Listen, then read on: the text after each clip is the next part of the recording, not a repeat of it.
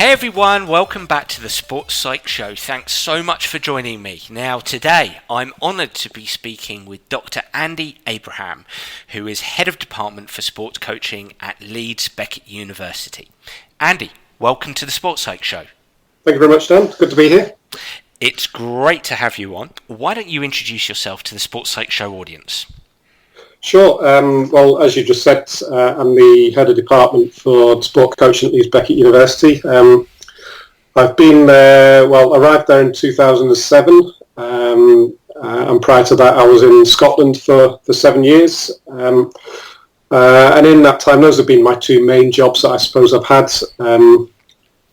But in that time, essentially, I've worked in creating programs of coach development or more recently also coach developer development, so numerous degrees and master's degrees, and and I moved on to professional doctorate. So I suppose I would call myself a coach developer, coach educator, with a major interest in looking at how coaches do their job, so effectiveness, judgement, decision making, expertise, but also an interest around numerous areas of talent development, and broadly speaking, I've always operated from that perspective in the field of psychology within sport, but I won't call myself a sports psychologist. So hopefully that helps. Yeah, so I'm a sports psychologist who's passionate about coaching science, and today I do want to talk a lot about the psychology of learning, but beginning at the beginning, you've mentioned there that you're a builder of programs, coaching programs as a coach developer. A horribly broad brush generic question here, but how much do you find yourself building into those courses content related to psychology? Is it a big part? Is it a small part? Has it grown over the years? Where does the land lie there?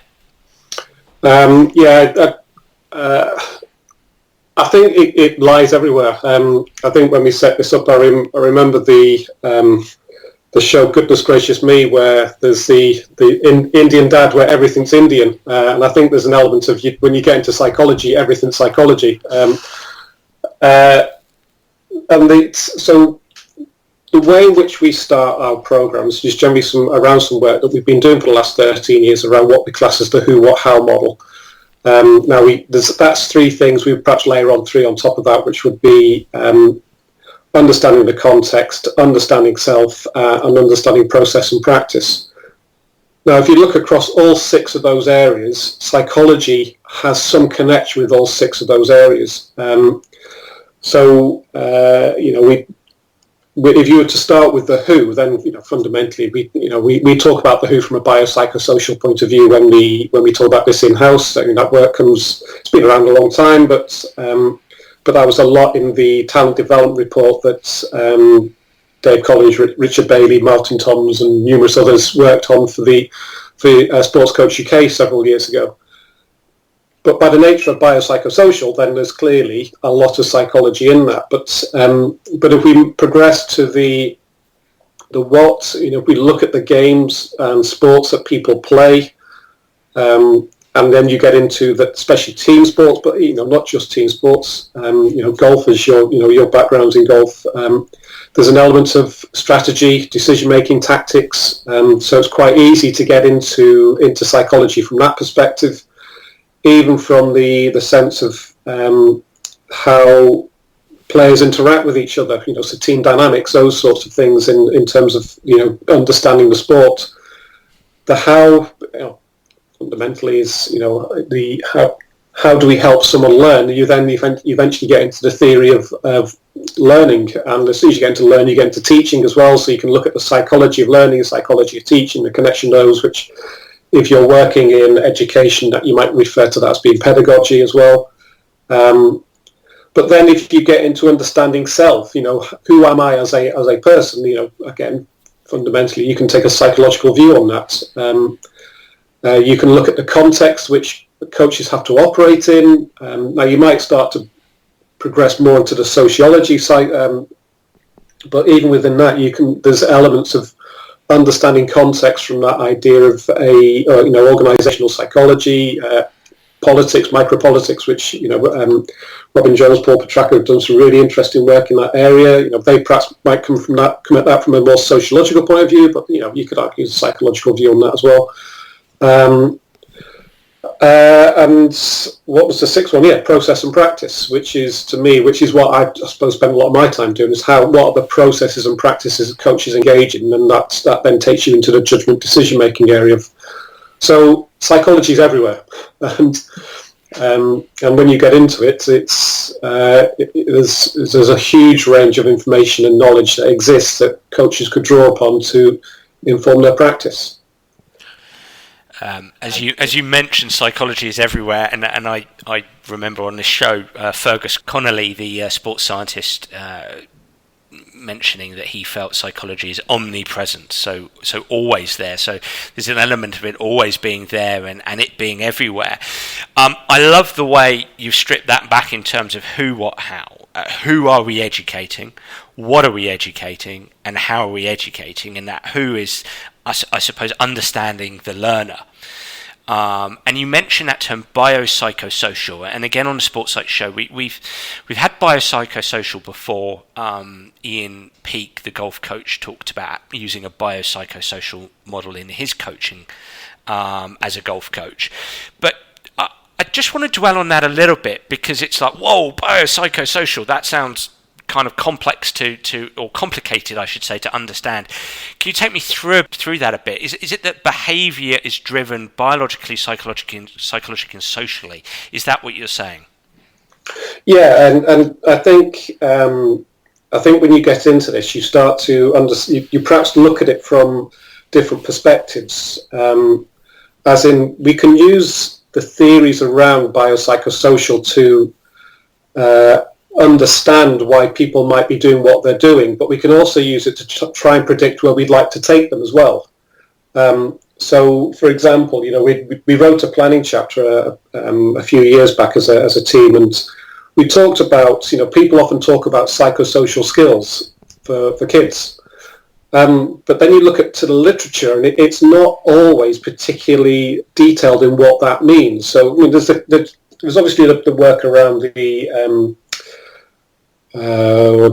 5 C's. Learners, I can't remember the title that it goes with it now, but the 5 C's of confidence, communication, character, and I think there's several versions of 5 C's. Yeah.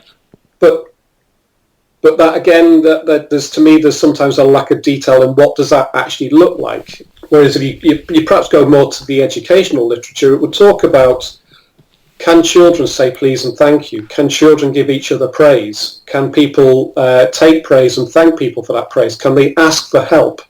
These are relatively fundamental psychosocial skills that if children don't have them, then it gives us a sense of, well, therefore we need to help them get that. So I think, so going back to your question around biopsychosocial, I think it's just understanding that humans exist and that those three things interact with each other. I've heard people talk about that it's biopsycho within a social setting. But again, we're playing around with words there. But essentially, if you're working with an 8-year-old, we can look at theories of biological developments, and that might be muscular, neuromuscular, neurological, social development. We can look at the self-regulatory capacities, and then we can look at how the social setting that they operate in will impact on what they do. And you can look at those three things separately, and you could then also go, well, let's just look at the person centrally. So you get into these questions around reductionism. If we look at these separately, we don't necessarily look at the interactions in between them. But sometimes when we go to the interactions, it's so complicated that we don't get to understand the complexity. And that's I forget the guy's name who's done the work around Cynefin. Snowden, that's it. And I think there's some interesting work around that about how we split things up in order to help them to come back together again. But sometimes we perhaps don't get them to come back together again. So I think at its fundamental point, if I'm working with an 18-year-old student, they are a biopsychosocial being, and it helps me to understand where they've come from, to understand who they are, but also helps me to go, but I think this is where you need to go. So it becomes both a tool for understanding, but also a tool for predicting as well. Yeah, it's fascinating, isn't it? That tension between reducing, or reductionism, reducing it into its constituent parts, as compared to looking at the whole, the holistic. And so if we were to flesh that out in terms of, here's an 8-year-old kid, and this 8-year-old kid plays soccer, football, and perhaps is having some behavioural challenges, and the coach is looking in, and if that coach starts to ponder the situation from a biopsychosocial perspective, the biology, again, if we strip this back, so we go to this reductionist, this reducing things to its constituent components, the bio could be, well, say, lending from personality science, we know that, and maybe I'm actually crossing over into psycho here, so you can correct me if I'm wrong, but biopsychologically, they've entered a stage in their life, a shift in their life, where they're starting to understand other people have goals, and they've got to perhaps negotiate goals and understand that others are going to behave in a certain way at 8 years old, and they're not going to get everything that they want. The social landscape it's a team game.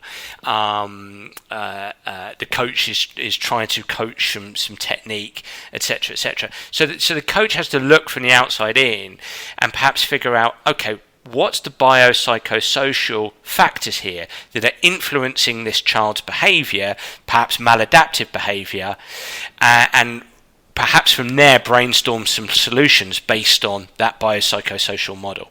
Mm-hmm. Yeah, I mean, I always go back to some things with students with this, which is how the novice wants to progress to the solution before they've worked out what the problem is, whereas the expert tends to invest a lot of time in understanding the problem before they start to consider what a solution might be.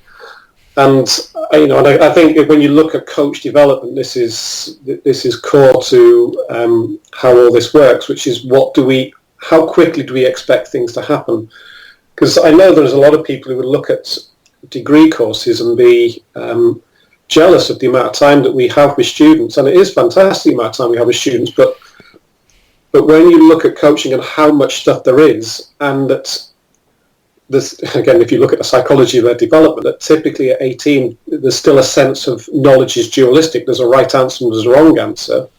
And part of this is about helping people move beyond that view. And actually that can take 3 to 5 to 6 to 7 years. I mean, the end product of that, if you take that view from this guy called Noel Entwistle, who drew on another guy called Perry, he talks about moving from dualism, as in there's a right and wrong answer. And you as the teacher know what the right answer is, and your job is to teach me how to get to the right answer, versus the other end of the spectrum, which is relativism, is this idea that everything is relative, but ultimately, if it only ever is relative in your head, you'll never achieve anything, because you will never arrive at an answer. So he talks about committed relativism, which is, that there are different things available to you, but at some point you've got to come to an answer. And that journey can take 10 years, based on the evidence that exists. It can take longer than that, and even when you get there, there's always something else.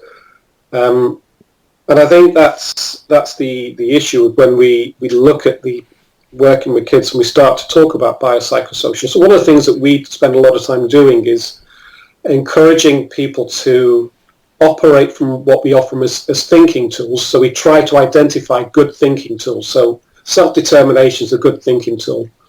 There's just been a paper come out which perhaps critiques some of that, but we're not ready yet to get into critiquing self-determination. We're just trying to give people some tools that they can actually work with to make sense of the environments that they're going into.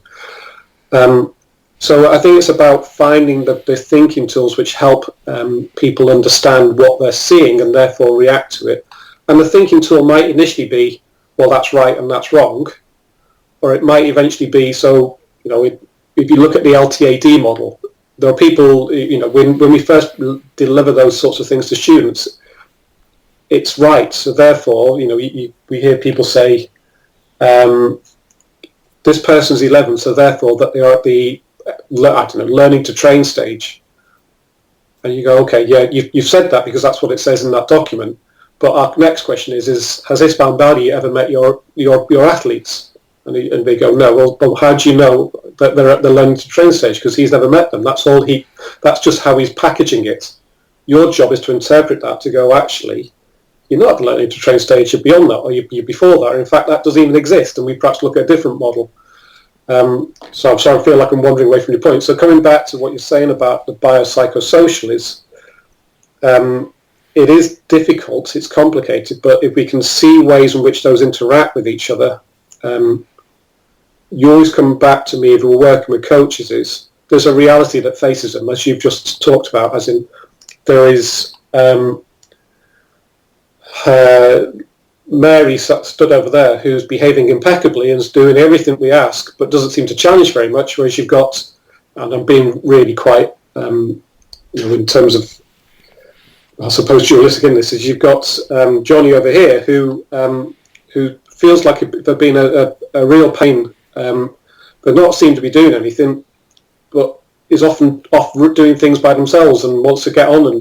But you go, well, who's that I want to work with? And you go, well, you want to work with both of those. You just need to understand why their behaviour is different, because you might want Mary to ask more questions, but you might want Johnny to calm down a bit. And I am being very dualistic in that sort of view.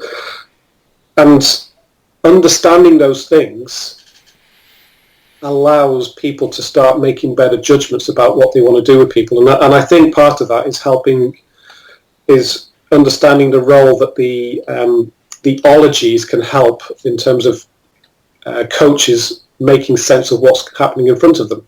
Because that's ultimately the point, isn't it? We want people to make better judgments about who they're working with. I like that notion of we want coaches to make sense of that situation. And reflecting on some of the things you said there, I mean, going back to the beginning of what you were saying, the way I interpreted what you're saying is that there might be a challenge in coaching and coaching development in as much as coaches can sometimes see coaching as a binary discipline, in as much as there's a right and a wrong answer. But what I hear you say is, if we take biopsychosocial, we're looking at human beings as complex creatures. When you add in relationships, so human beings interacting with other human beings, we're looking at complication, so complexity and complication. And so subsequently, as you were speaking, I was reflecting on this notion of, are coaches going in the wrong direction or treading down an incorrect path if they start to look at coaching as, I've got to find the right answers, and actually they're better served in terms of looking at information sources as, there's a range of answers here, what's my context, who's the individual or group of individuals, what's the specific challenge here, and so subsequently what range of answers or set of answers might apply here is kind of what I'm reflecting on there. Yeah, absolutely, and and I think that's one of the things that I think coaches often. I'm trying to say this without sounding patronising, but I think one of the things that coaches need to be clear on is, what is the context that they're operating in and what impact does that have on the goals? And actually, they also need to have an understanding of themselves, as in, what is it that I actually want to do? Now, I'm probably talking more at the moment about coaches who perhaps want to make a living out of this rather than it's a community-based voluntary thing. I mean, I volunteer at my local club, but I work with coaches who make a living. And part of this might be that coaches are saying, actually, I do want to work with young people who perhaps see this as a career for them. Whereas you get other people going, I'm not overly interested in that. I actually just want to work with a group of young people to facilitate a broader biopsychosocial development, which helps them cope better with the world, and that in 10 years' time or 15 years' time, they're still engaged in physical activity, they're healthy, young people who've managed to go off and do other things, and I can see how I might help as what I've done as a coach has supported that. Now, obviously, you want both coaches to think that, but one coach is perhaps more about, well, I just want you to have a sense of being competent, being able to do these things, and you perhaps will progress on and do other things. Whereas another coach who, there is an expectation that that they are facilitating something in terms of developing someone's talent because that's what they want to do. But I think part of that then becomes about a coach being clear for themselves so they don't impose their views and values on someone else, but equally that just because they have those views doesn't mean that all the people they're coaching have to have those views. And I think one of the thinking tools, and I've talked about this previously elsewhere and also within the book, is one of the tools that I really like is this three worlds model that Richard Bailey and Dave Collins promoted, which was the participation, personal well-being, personally referenced excellence, elite referenced excellence, as being three broad motivations about why someone might be stood in front of you. And I know there's a number of coaches who are working in, for want of a better term, an elite setting, who've looked at that and gone, oh right, that explains some things for me. Because the thought is, if I'm working in a talent environment, that everyone who's in there wants to be excellent. But perhaps no one's ever actually asked those athletes that question. We're just assuming that because they're in an academy, that they want to be excellent. So therefore, whereas some of them might go, well, I've only ended up here because I really like football, and someone's told me it's an amazing thing to go and be selected for an academy. But actually, no one's really ever got into the question going, do you want to be a footballer? Do you understand what it means to be an elite footballer and what that's going to take? And are you sure this is what you want? Because that's what we're building this academy for, because that's what I'm employed to do. And I think that's part of the issue. And coming back to the biopsychosocial view is that, if you look at employed coaches working in that setting, is that there's an assumption that we are privileged, that it's a privilege to be selected into that academy, and children should feel like they're privileged. But let's say we've never asked them that question, and we've never asked the parents that question, and actually really explored the social setting that we're asking children and young people to start to enter and what that actually means. Then there's probably a whole host of things that we're missing there, which might help us make better judgments about saying, as a coach, I don't think this is really what you need. As a parent, saying, actually, I'm not sure this is you, but let's explore it. Let's see how it goes. And then, if you as a child, me as a parent and you as a child will continue to have conversations about saying, is this really what you want? And if, I'm aware of parents who've spoken to their children who said, I'm not enjoying this anymore. And, there's plenty of children who go through that process. Sometimes they enjoy it and suddenly, 2 weeks later they're enjoying it. They do and don't enjoy it. So, it doesn't mean you arrive at snap decisions. But I think that thinking tool on its own offers up a whole exploration or opportunities to explore what's really going on within a setting. And I'll finish perhaps with a colleague of mine, an old colleague of mine, a woman called Chrissy Patterson, who was working within a coaching setting, and she took this model and suddenly realised that actually probably her best player was a PPW. As in, her best player just loved playing football, but wasn't massively interested in the coaching process. Didn't mean they were disruptive or anything, but it didn't. She suddenly went, this helps me make sense of who that person is now. And as a result, Chrissy's a very intelligent woman, so she then went off on her own journey about where that was going to go. But I think the thinking tools was the catalyst to get into that as a point. Clever people will take those thinking tools and run with them and go where they want with them. But I think it starts with that. Now, is that three worlds idea of ERE, PRE, and PPW, is that a psycho view, or is it a social view, or is it a biopsychosocial view? It's probably all three of those things. So the tools sometimes are the things I think we should look for. What I was reflecting on there as you were speaking was a combination of several things, but context, yes, but the interaction between context that you're coaching in and your self skills. Mm. In my very, very simple language, I use that term self skills. And I think it's something that coaches pay lip service to, but don't necessarily dig down particularly deep into, mostly through no fault of their own because it's just busy, but they might reflect on the X's and the O's and the game model that they're doing, but maybe might be better served at times reflecting on, as you're saying, yes, what is my context, and we'll come on to that in a second, but who am I? What are my objectives here? With obviously relation to the context, so that's where the interaction is. Who am I, and what's the interaction there with my context? What are my values? What are my beliefs about coaching? And they all interact together, don't they? And it's interesting, the decisions that coaches make, and this may be a neat segue onto the psychology of learning. But the decisions that coaches make about how they want to coach, for me, there's clues in who they are as people.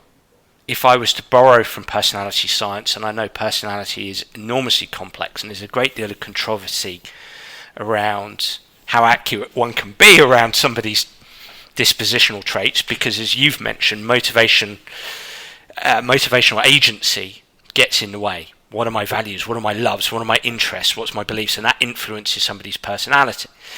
But I think a lot of coaches make decisions about their coaching and the direction they want to go off in based on who they are as a person. You know, somebody who's very high conscientious, who's very orderly, is probably somebody who's going to be quite instructional, very ordered, you know, moving on from point A to point B to point C. Whereas somebody who's quite high open and maybe low conscientious, less orderly, he doesn't particularly love boundaries and borders, might be more about chaos. There's not really a question in there, Andrew, but I'm kind of riffing here. But yeah, I mean, I think that's when I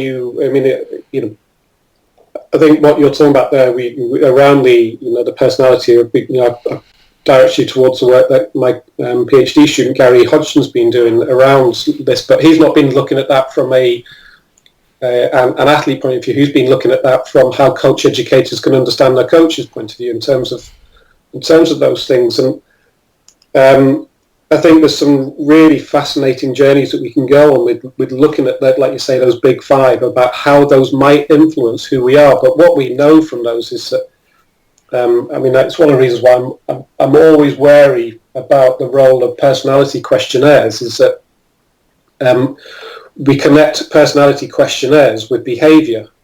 Whereas, in fact, and then the research of this says no, there's something in between there, which is our motivational sort of setup, and in fact, the personality will have an impact on our motivations, but our motivations are also guided by the social setting that we've been engaged with and brought up with, which will influence the way in which those personality traits eventually, I suppose, display themselves through our behaviour. So I might be, as you're saying, I might be.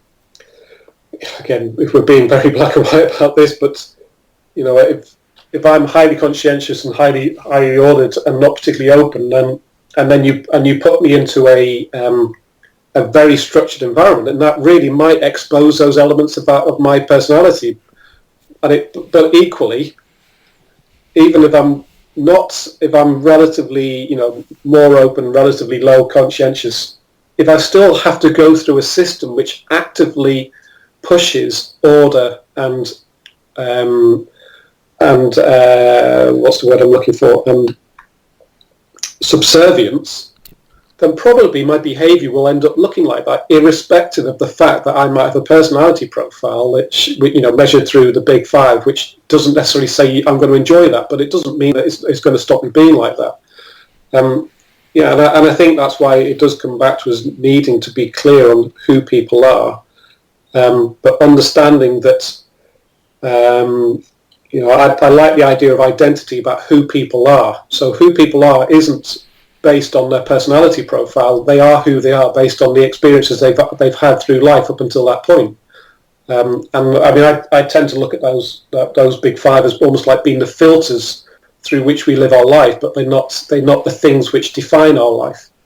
And I think we can look at that from understanding who a coach is to understanding who an athlete is. And for example, we've had the odds US-based students come over to us for our master's degree.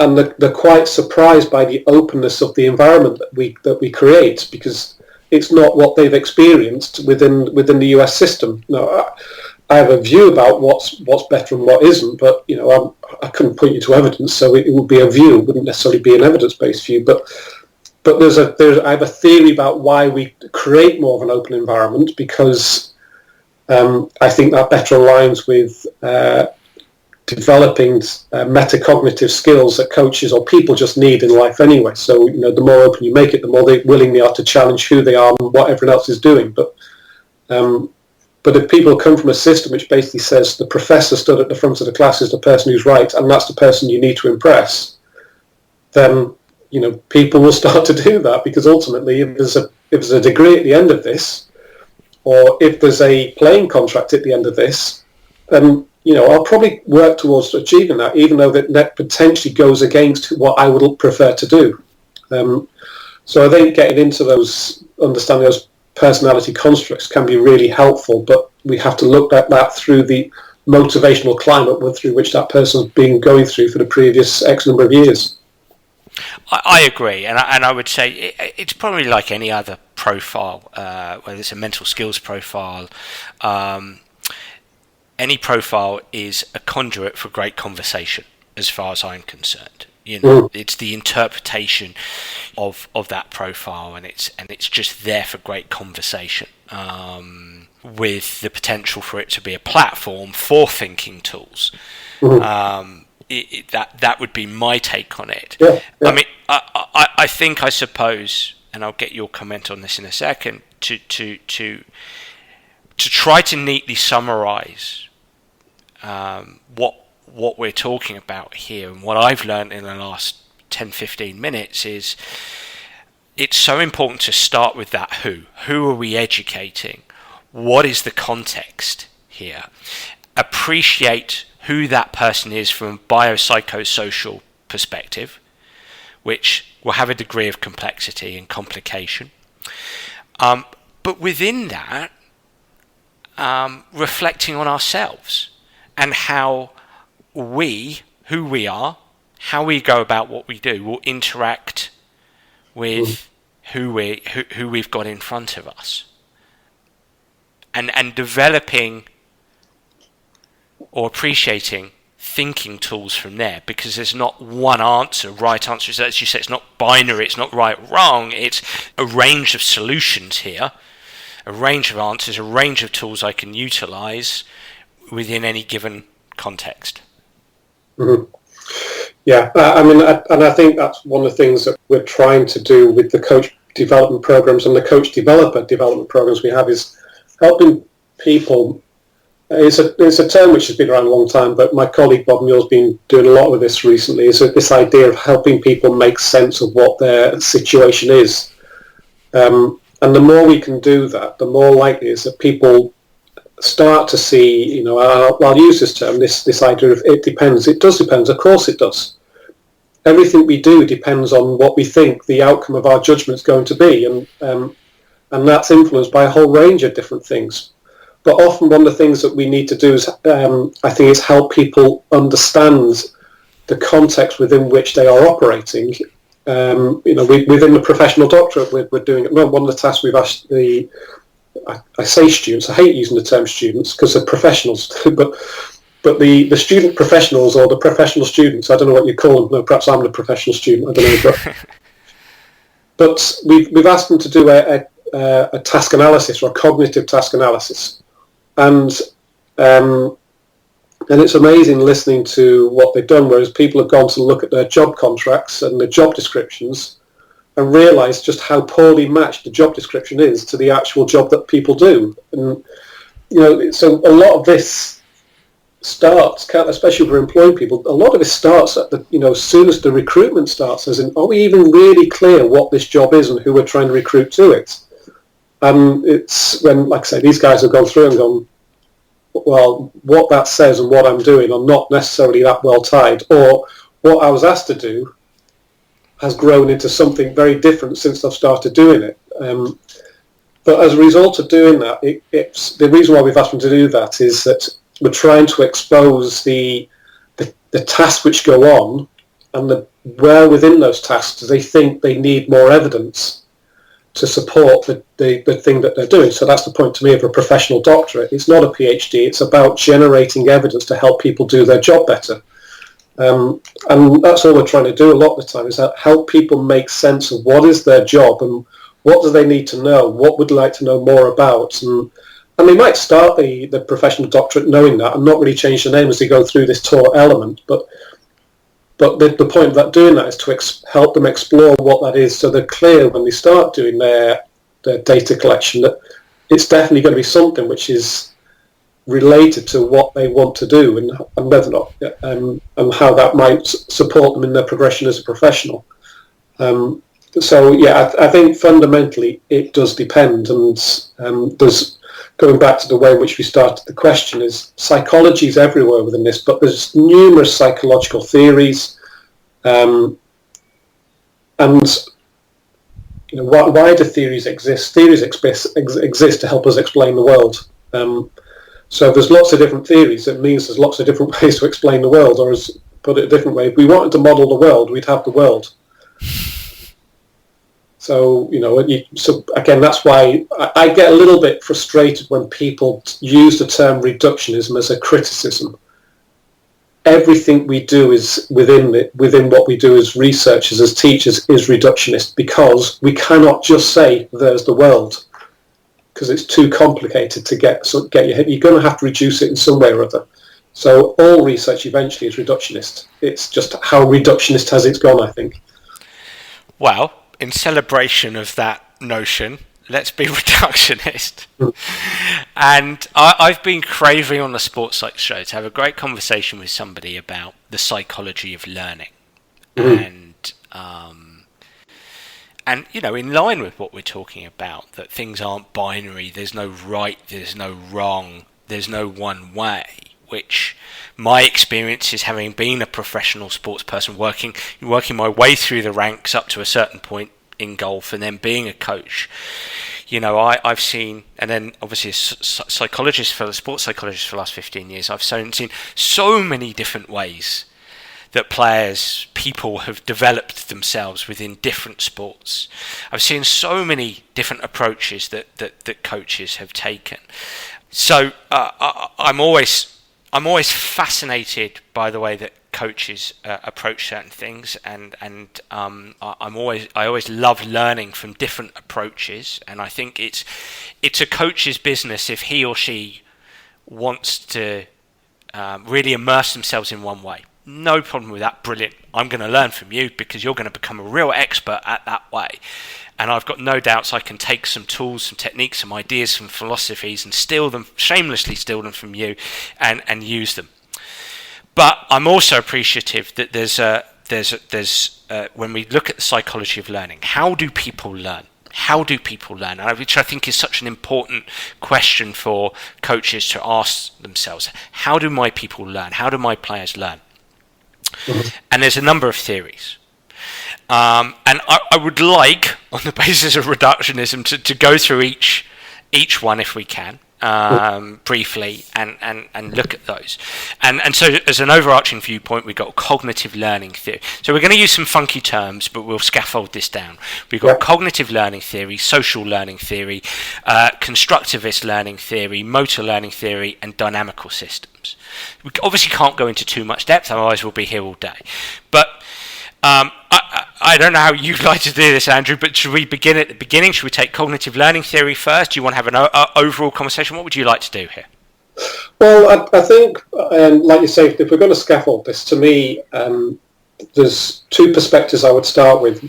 The first one is, how do we, whenever you get into this, we need to be clear about through which lens do we want to look at this. Do we want to look at this through the lens of the theorist and researcher, or do we want to look at this through the lens of the, and I hate the term practitioner, because if you're a researcher, you're a practitioner, you're just a practitioner in a different field. But let's go researcher and practitioner just from that perspective.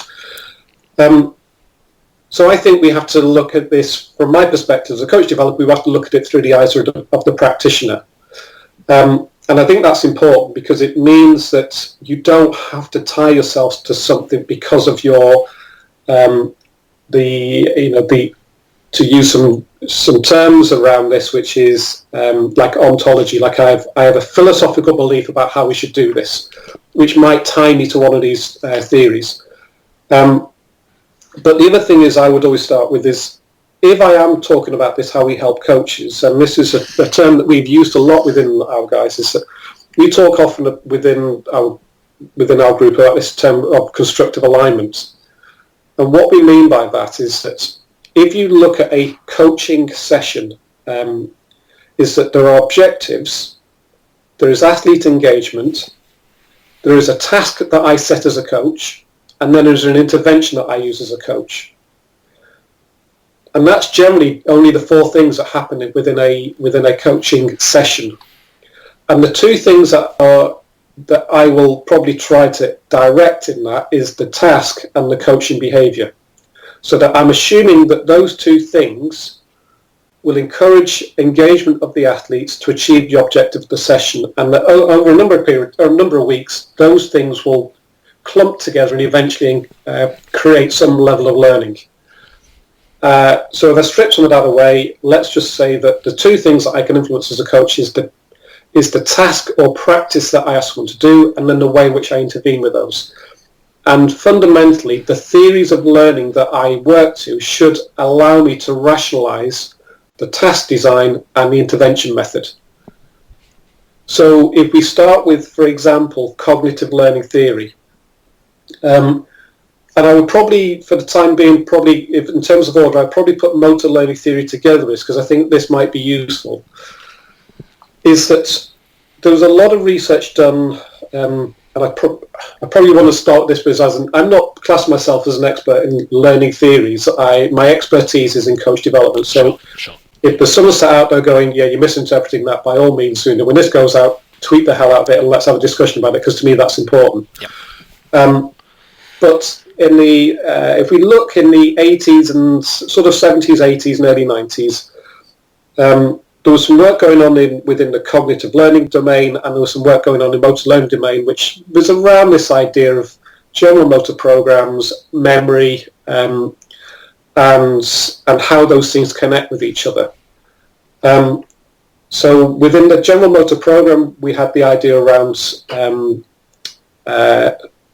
random practice, block practice, variable practice, and how those different things change. And what was becoming evident from that was, if you only ever engage in block practice, it doesn't always facilitate transfer from the practice into a let's say competition setting, or but equally, some of the block practice is actually quite useful because it seems to give us relatively quick responses for novice learners, which might be quite useful if we're trying to improve motivation.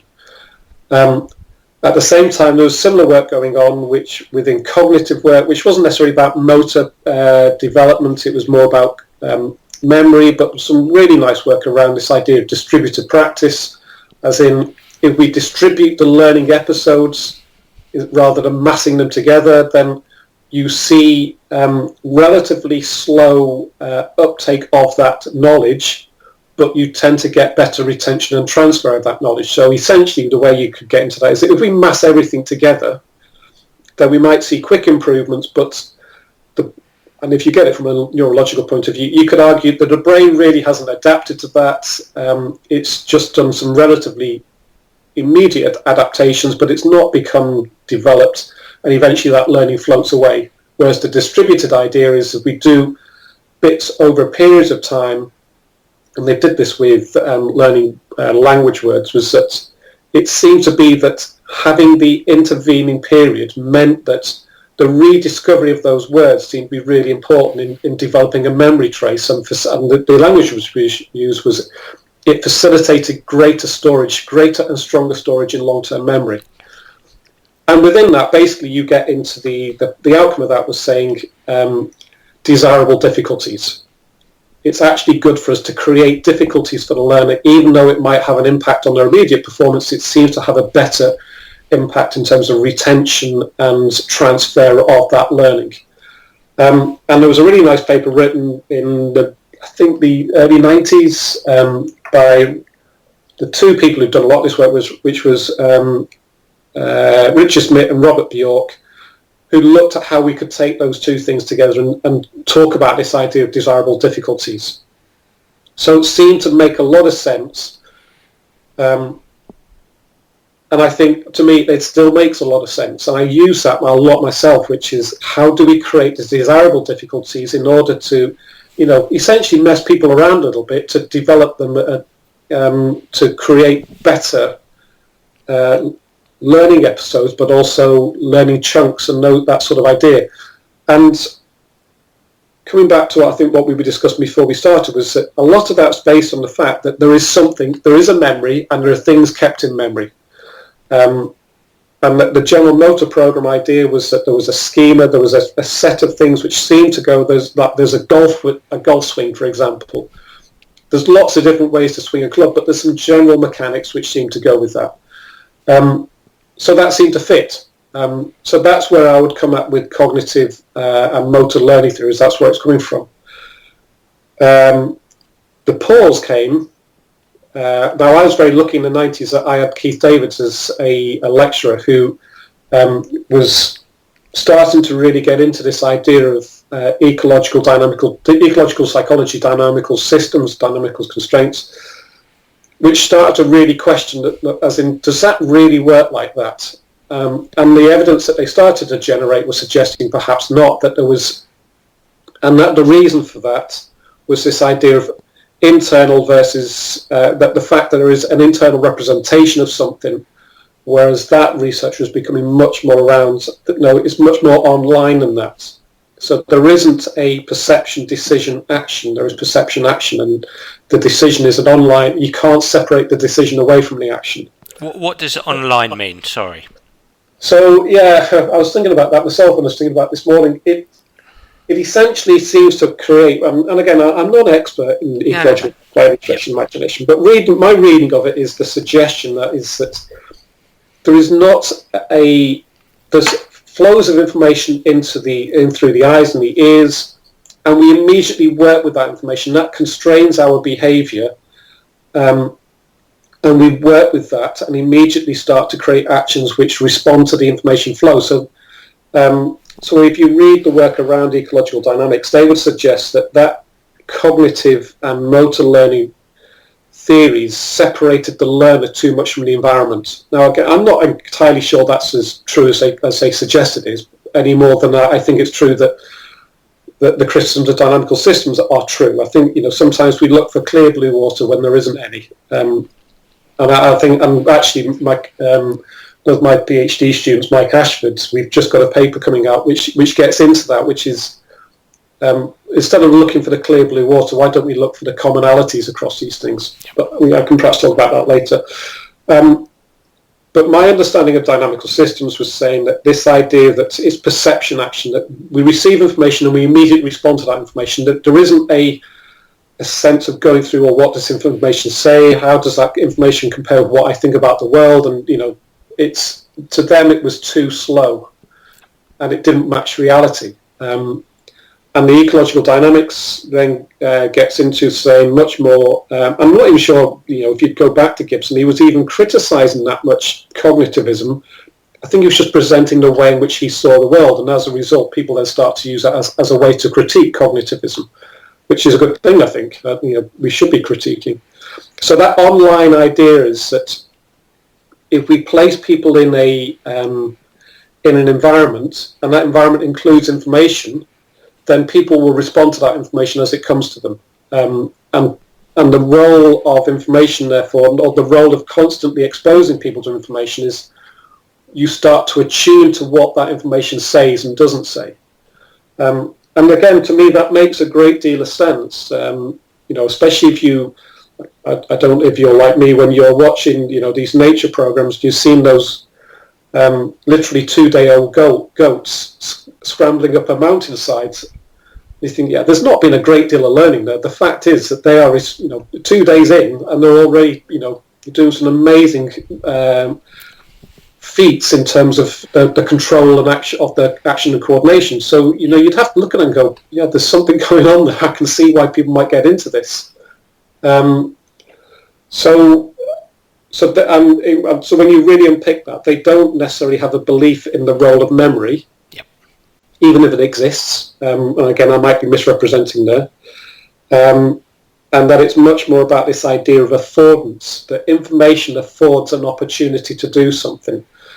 So if you think about that, that mountain goat, which doesn't particularly have a great frontal lobe, so there isn't probably a great deal of cognition going on within that goat at that moment in time. The shape of the environment affords that goat the opportunity to go towards the goal, which might be there's some food up there or something which I need to get to, and the environment is shaping my behaviour. And you can perhaps look at that from a human point of view. So that, again, to me makes quite a lot of sense. What it doesn't do for me, so in terms of the way in which we might look at a criticism of cognitivism being too separated from the environment, although, like I say, I think that's an overstating of that, I think the problem for me with the dynamical systems is that it never really gets into the fact that if you stop and ask an athlete what they're doing, they will talk about that, we're doing something around that we talked about on the whiteboard before we came out to practice. And as soon as they say the whiteboard, there's a representation going on there. So there's a recourse to memory some way.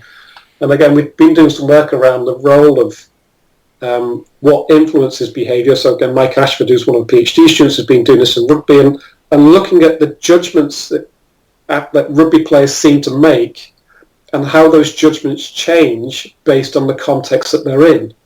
And actually, if you're a fly half, you probably make some very explicit judgments about what the next course of action is going to be, and that the evidence would support that. And that's the bit where I'm not quite sure that it really gets into it. But if I'm trying to summarise those two positions, cognitivism talks about the role of memory and the role that different practice design seems to align with that.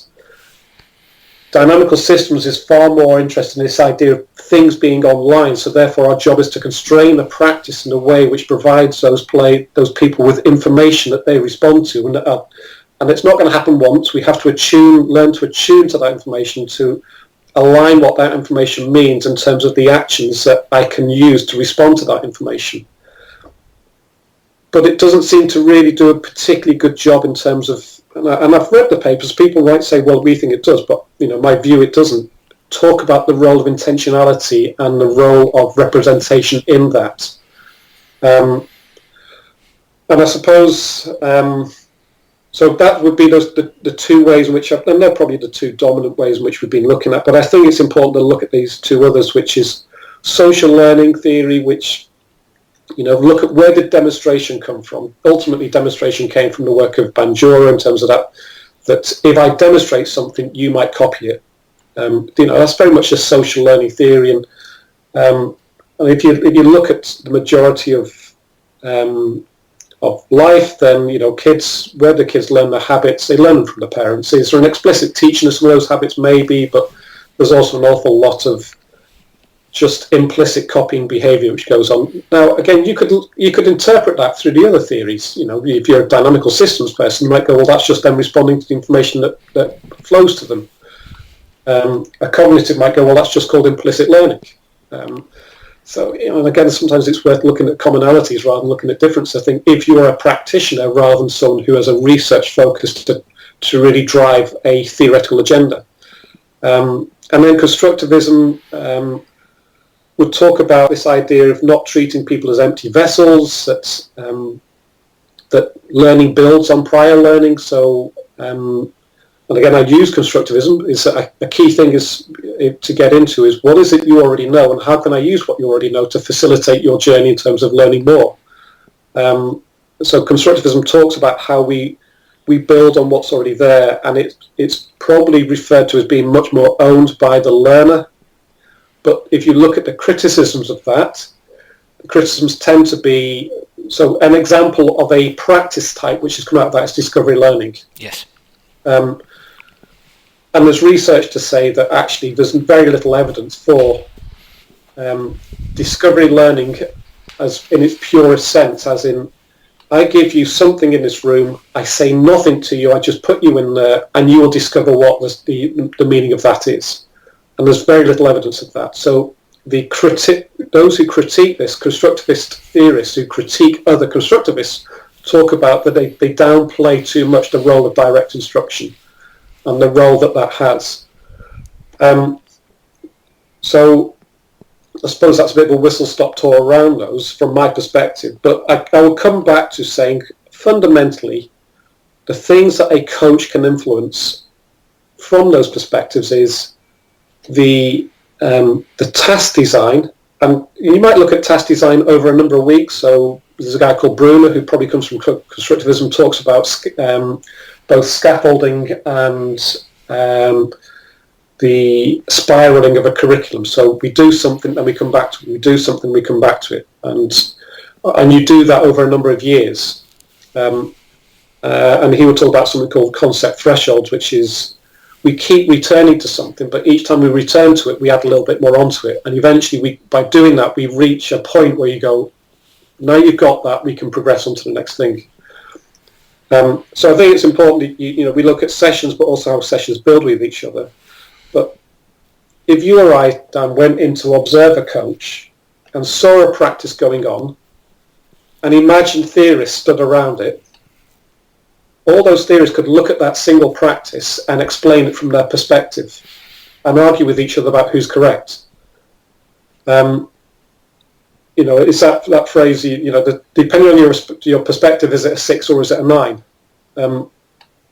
And so I think if you look at this from a coach, is which evidence and which theory most supports the practice that you want to put on, which helps you achieve the goal that you're going towards. So if I'm working with, 7, 6, 7, 8-year-olds, then I might start with something which a practice design, which is go and play with that equipment. And as I see something emerging from you, I might go, right, that gives me an opportunity to engage in some direct instruction. Why don't you try doing this? Next time, do this. Now, is direct instruction dynamical systems, or is it cognitivism? It could be both, So I think it's the evidence you want to draw upon to underpin the design of your practice and the method of your intervention.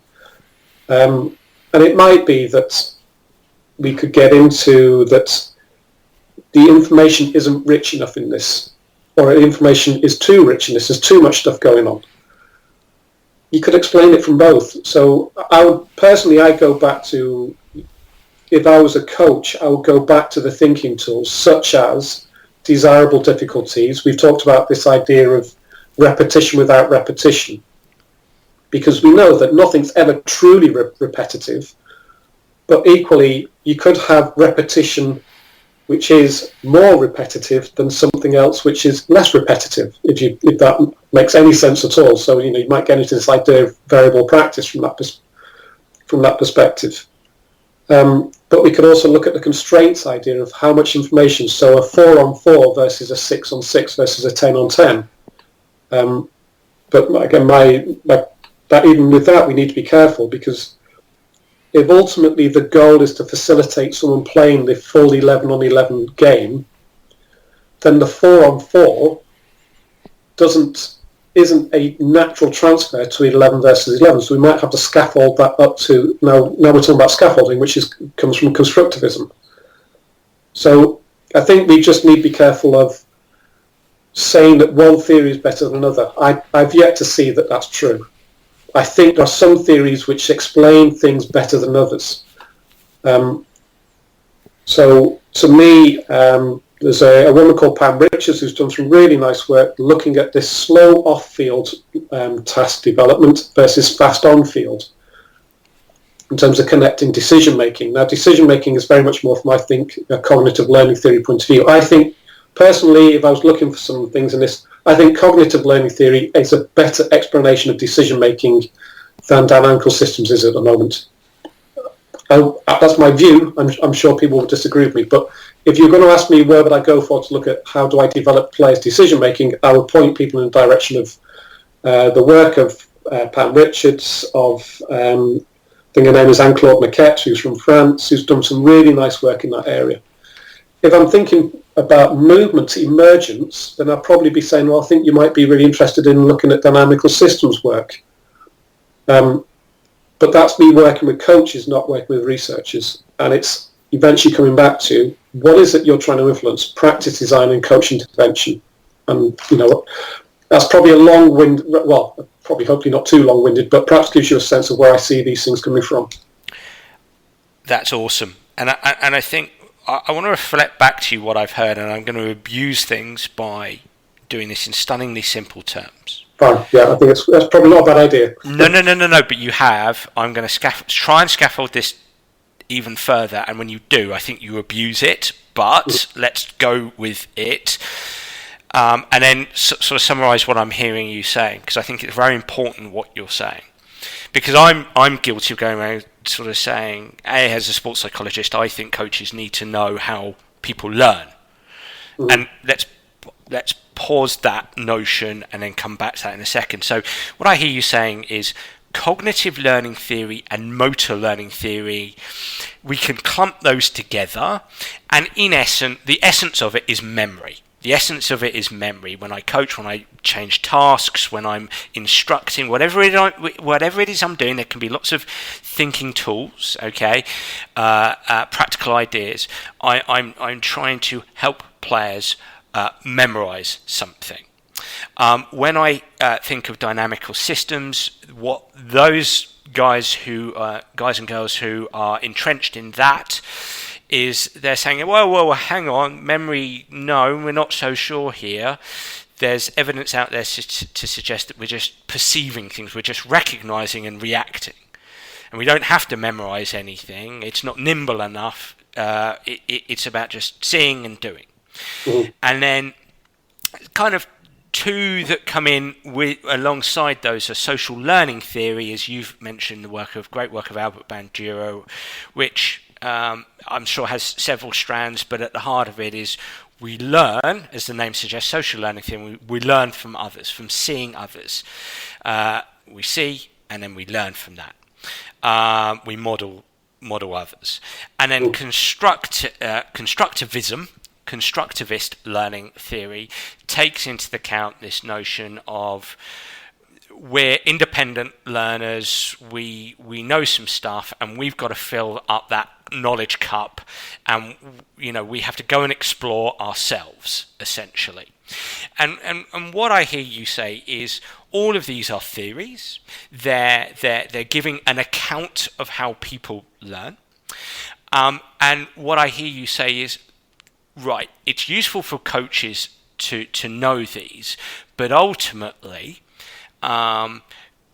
great coaching within context, or great coaching is recognizing your context and looking at the specific tools that you need for the specific challenge in front of you.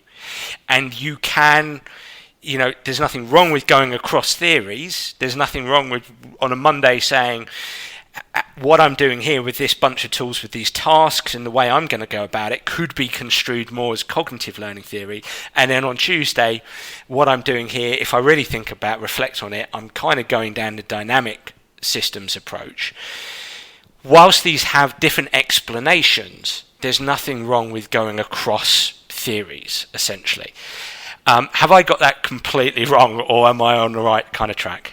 No, I think you're right. I mean, the one word I would worry about that you said was memorization, because that tends to pull us back to rote learning, whereas in fact memorization, as we've just discussed, is desirable difficulties. But everything else that you've said there, yeah, and I think part of the, and this is to me part of the issue when researchers become educators, is that I'm very wary especially within higher education, of the what I would class as the mini-me approach. The Dr. Evil and mini-me, is that there's a problem of researchers teaching practitioners based on and it's a great phrase. I was speaking to Hiem Senpayo about this the other day, about saying that the phrase that the real world has problems, universities have departments, and I think it's I still can't find who said it,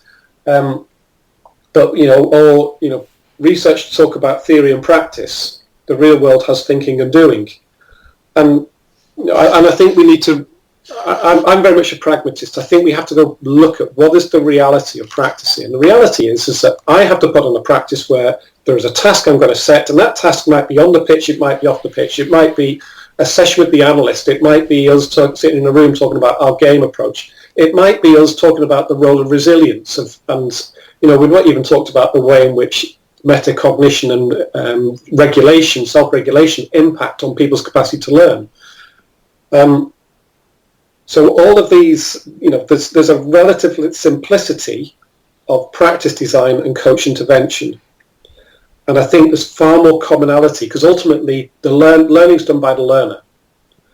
And we're all generally speaking about the same thing. So there's got to be some similarities across these things, because there just has to be, because there's learning. I mean, although some people might suggest it's not learning, it's a tuning. But so in my view, as an educator, I have to be wary of, confirmation bias, which is, I am wedded to this theory, so that's the only theory I'm going to teach you. And I think that's a really bad way for us to go as coach educators, because we do not know that. We cannot have that confidence in our knowledge to say this is the only way. I mean, it's almost hypocritical to do that. So I'd see it as my job is to help coaches experience the different theories, and for them to make their own minds up about what do I think matches to what I do. And I think that's crucial that we expose coaches to that. Now, that's really difficult, because there's loads of stuff we can expose coaches to in terms of thinking tools and knowledge. I mean, we've just talked about psychology here today. There's tactics, there's strategy, there's understanding the sport, and it's just massive how much we can ask people to engage with. So I think your summary there is really important, because one of the things that I would encourage people to do is read across these different areas and make your own mind up. But be wary of the fact that when people start to criticize other theories in a paragraph, and I'm pretty certain I've done that in terms of when you write a paper, because you only get so many words, but you cannot critique a theory in a paragraph. So what we're generally going to do is use what I would say is the framing bias to frame the argument against the other theory, and sort of make people go, oh yeah, it's crap, isn't it? And you go, no, because it's not explored the way in which that theory actually does explain the phenomenon that you are seeing in front of you. So go and make your own mind up, have a read of what the core key papers are, or the key chapters to key books are, and work with the things which help you make sense of the reality that you face. And that, I think, is why we have to come back to that. We can't, whilst we have to reduce, we eventually need to help people make the connections amongst these things, because the world's the world. If we want to teach the world, we'd have to give people the world. So we have to help people put it back together.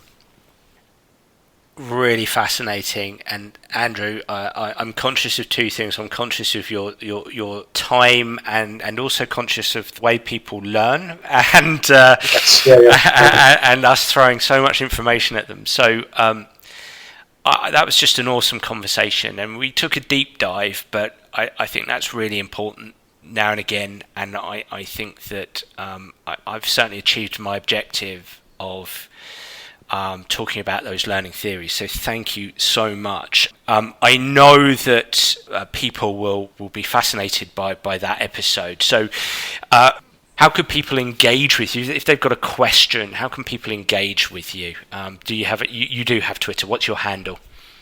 So that's a good question. I asked my son the other day what's his phone number, and he couldn't tell me.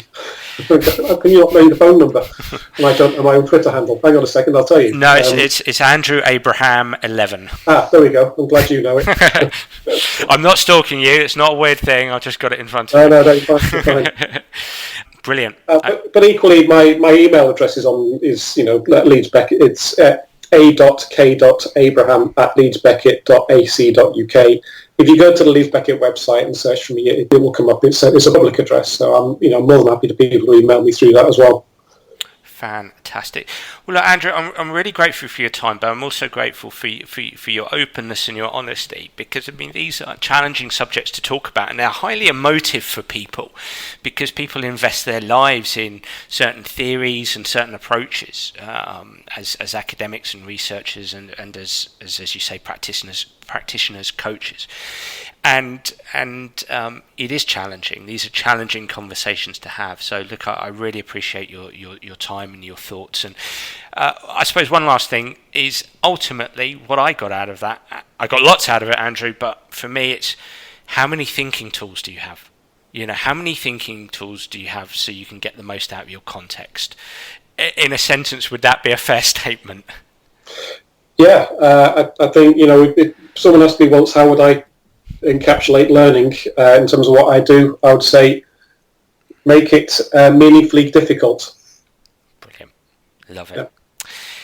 Well, thank you so much. And everyone, that was Dr. Andrew Abraham from Leeds Beckett University. I really enjoyed that podcast, and I'd love to hear what you, the listener, thinks. So please do get in touch via Twitter or Facebook or through my website, danabrahams.com, to tell me what you think of the Sports Psych Show. And if you do have any suggestions, I'd be delighted to hear them. I'm already looking forward to next week's episode. Bye for now.